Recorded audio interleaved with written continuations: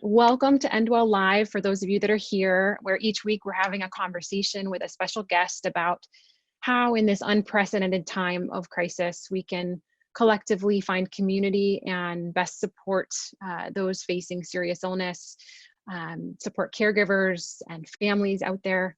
I'm Shoshana Ungerleiter, a physician and the founder of Endwell, where we're focused on making the end of life part of life.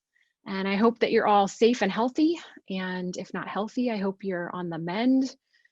We're all living in a new reality, one of connection through screens, of technical difficulties, where we're wearing our dress shirts on top and our sweatpants on the bottom.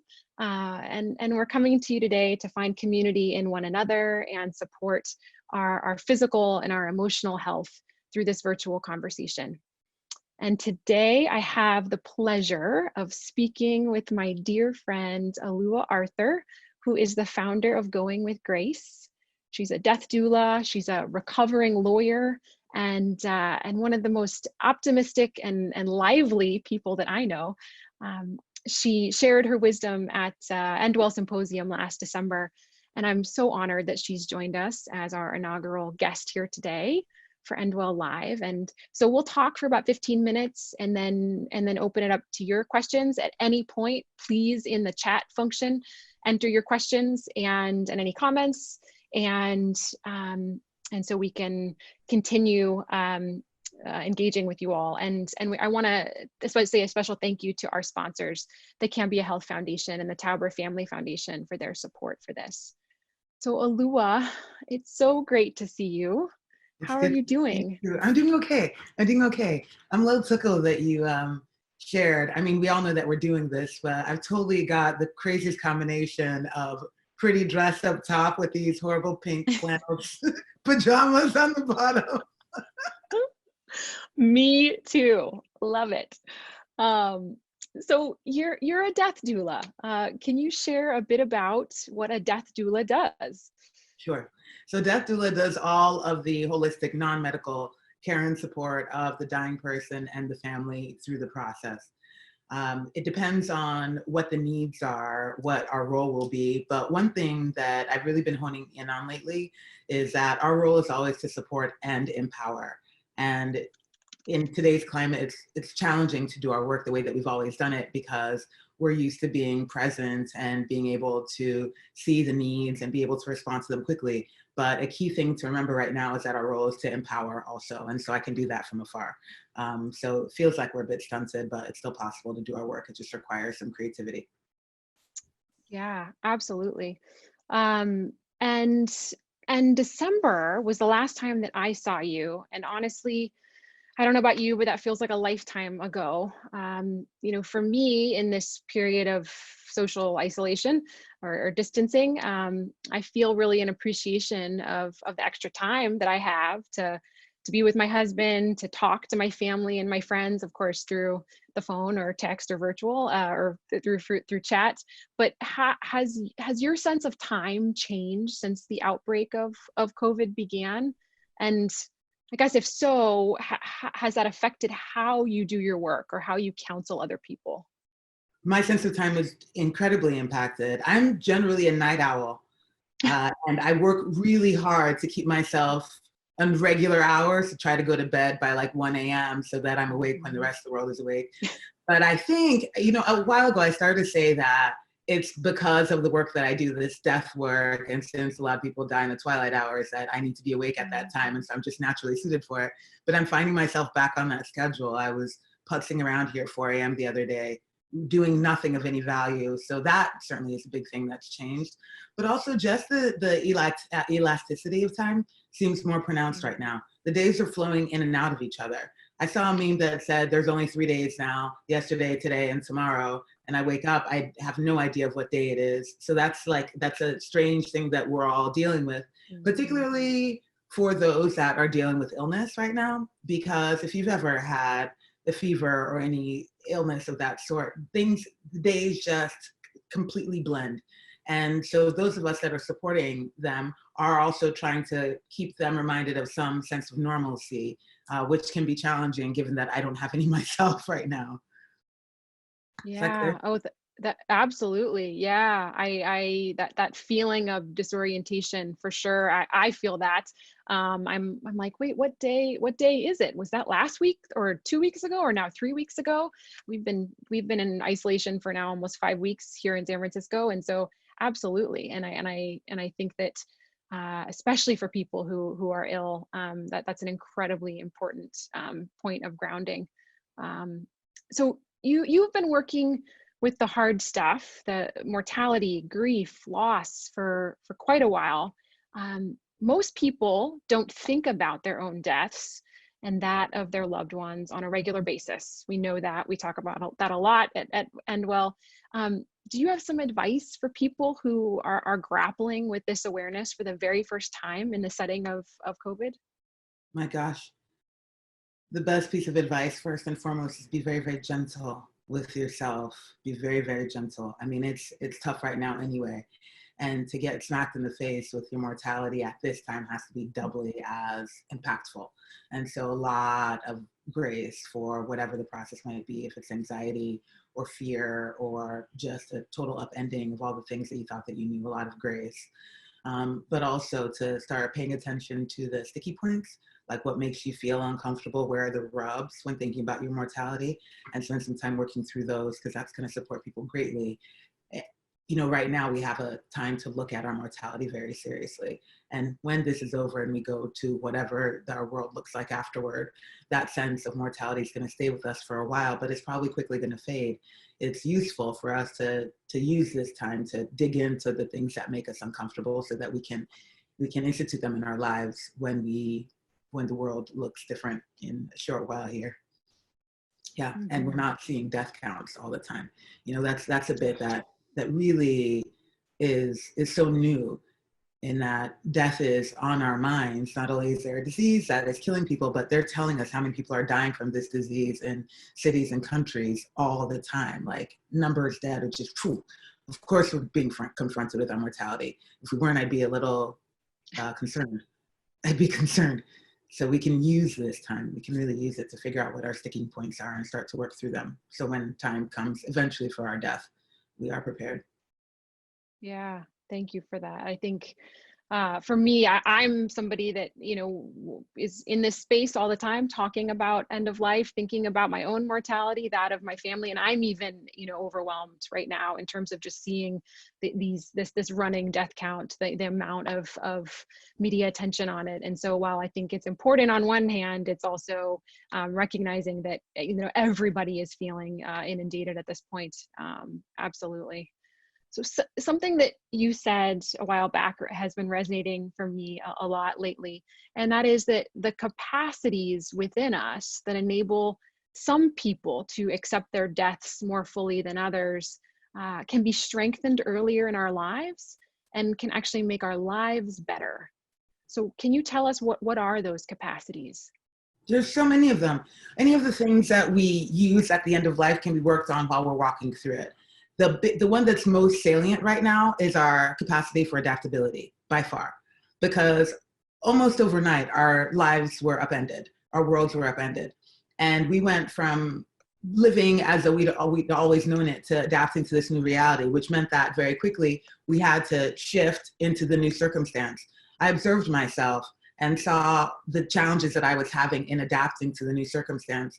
And any place where there's challenge is a place for me to work on a little bit, so that when a disease or something else befalls me in the future, I can use these skills that I've been working on to get me through that as well. Adaptability is, I'd say, like the key skill in how people adjust to the end of life experience, because they're having diagnosis that they were not prepared for. There might be talk of terminal illness that they were not prepared for. So how well do we get from where we were to where we're going?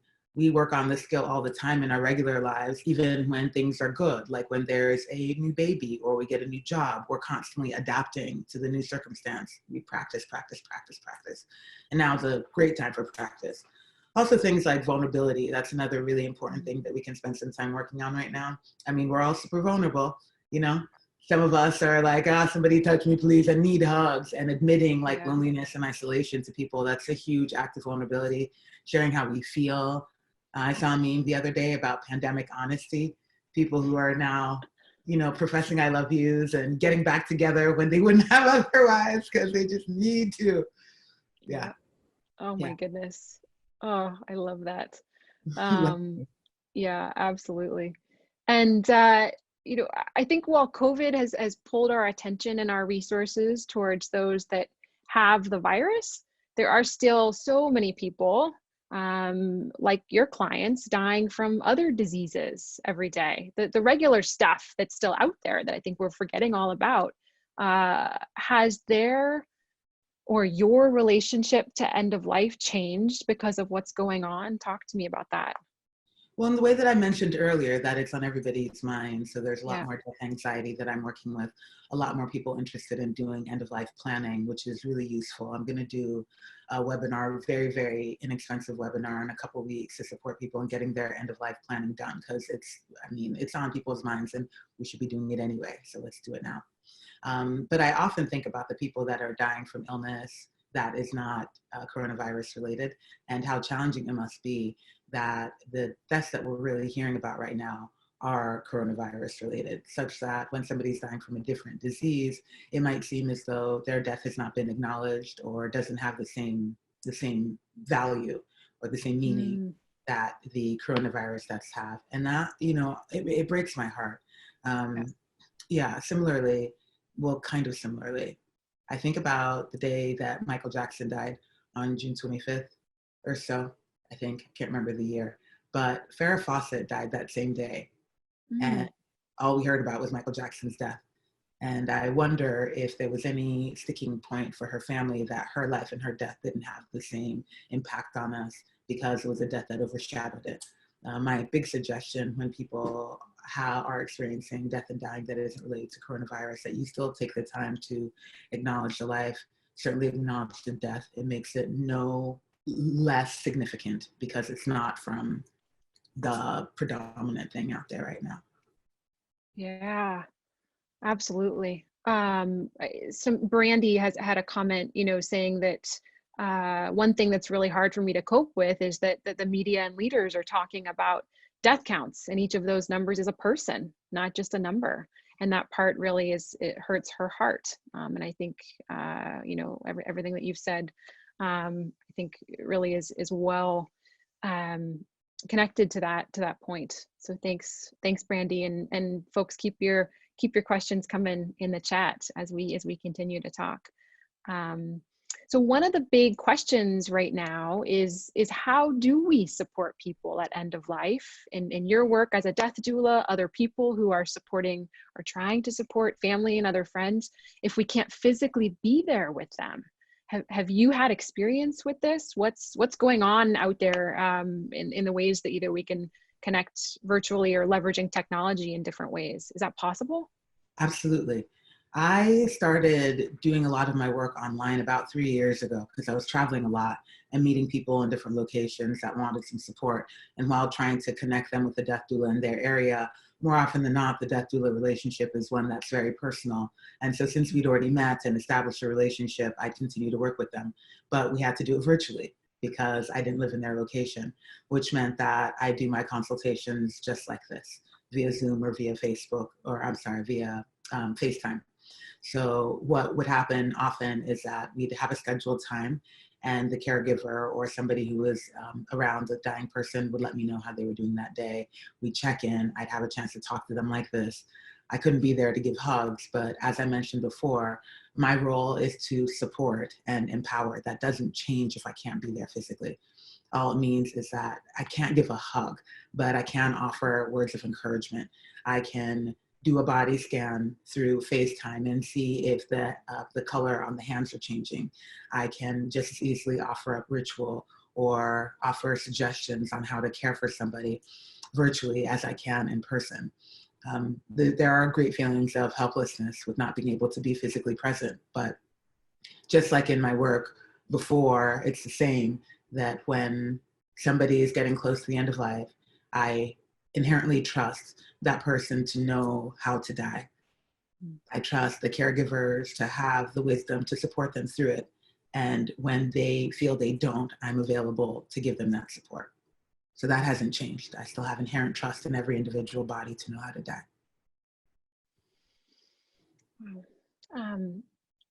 Emily has a question. How are both of us finding joy in the day-to-day experience during this pandemic? Wine. Wine? A lot of wine.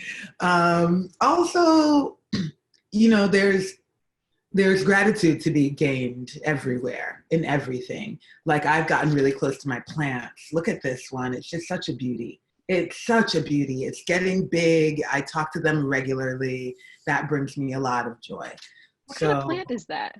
I have no idea, but it's a monster. Like, it was so small, and now it's just so shiny and strong and beautiful.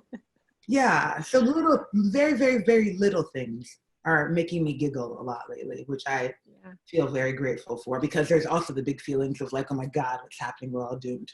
Yeah. So balancing those two. How are you finding joy, Shoshana? Well, you know, it's interesting. I'm somebody that really thrives on routine and schedule.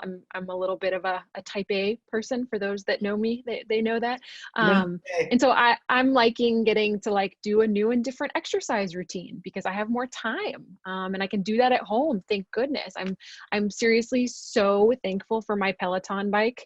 Like, it has literally been life-changing to have that at home. And I feel like the instructors are becoming my best friends. I think, you know, I'm trying to find joy and bits of appreciation in the fact that we have an amazing technology infrastructure, although not today on Facebook, but you know, in general, right? We have power. I can turn on the lights. I can take a shower. I can wash my clothes. So some of the things that, you know, 100 years ago, right, weren't probably available to people, or in the setting of an extreme, you know, disaster situation, we're so lucky to have these things still available to us. And so when I, you know, get in the shower every day, I'm like, oh my goodness, thank goodness for this shower. So it's you know, I feel that more than usual, that sense of gratitude for those little things in life. And yeah, I'm looking for your questions here. And let's see, from Jessica, with the large numbers of people dying, how do you think cultural norms around death and grief will be changed, if at all, moving forward from this?